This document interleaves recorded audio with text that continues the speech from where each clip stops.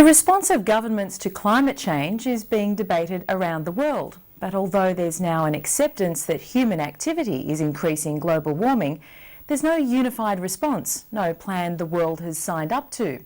But some are not waiting for leadership and guidance. In the tiny New South Wales town of Kangaroo-Valley, the people are thinking globally and acting locally, with a plan that could be a blueprint for businesses worldwide. In Kangaroo-Valley, the tourist operators are planning to be the first in the world to make their industry carbon neutral. Ross Bray reports.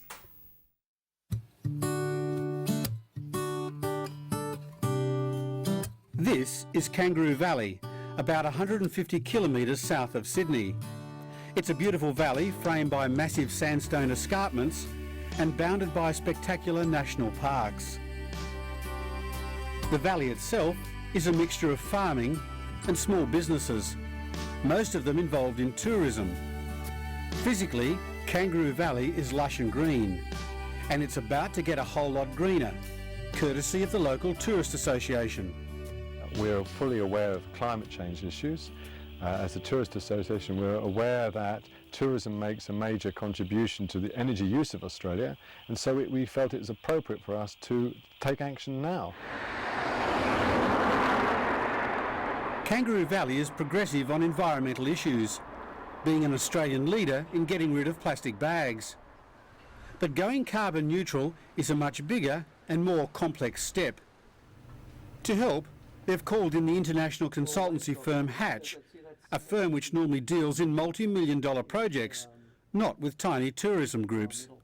What we really like about this project, though, is that it's the first tourism region that we know of, at least in Australia, if not internationally, to be moving towards carbon neutrality.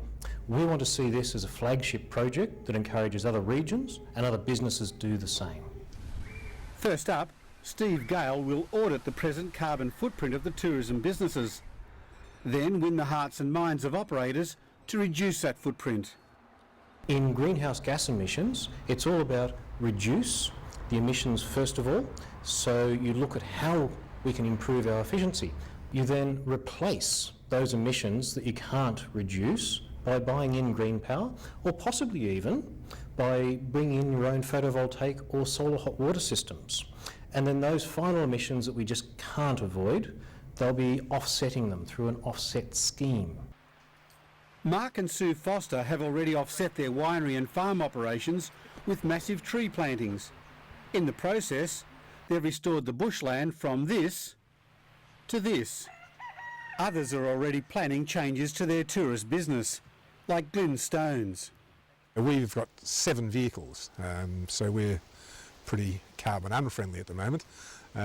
So what we're doing, we're changing all of our fleet over to diesel, which still is not that carbon friendly, but it's a lot, diesel's a lot less, or a lot more, I should say, economical than petrol vehicles. These diesel buses will use about half the amount of fuel as a petrol vehicle. If we stay and wait for legislation, then automatically the tourism industry is going to suffer from it. Christopher Warren practices what he preaches. He and his wife run an accommodation business that is already carbon neutral.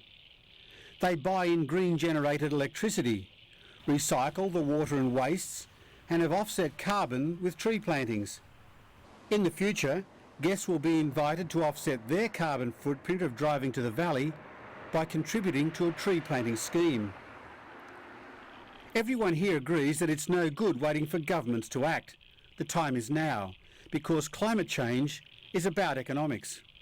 The cost of changing now is far less than the cost of avoiding the situation, doing business as usual, and continuing until 2050, when a major change is most likely required. So in Kangaroo Valley, we've got a voluntary action occurring.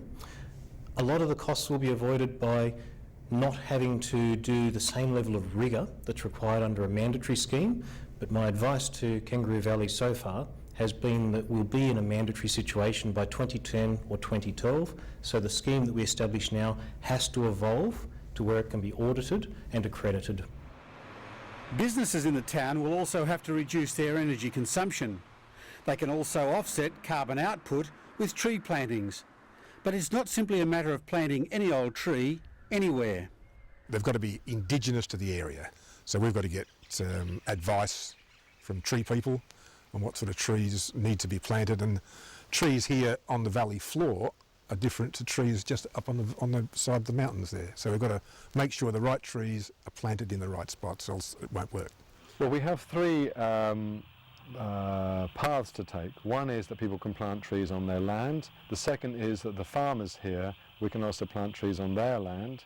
But the third and most important option, which is what we're developing with Steve and Hatch, is to develop concepts where we can plant into national park land.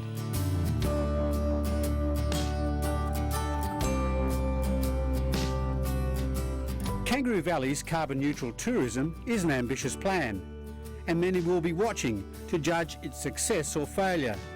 But the locals are confident. In fact, they hope the whole world is watching. A lot of people in this country really want to make a change, and what we want to demonstrate that as a small community we can do that change so everybody else can too. It's not hard, it's not going to penalise your life.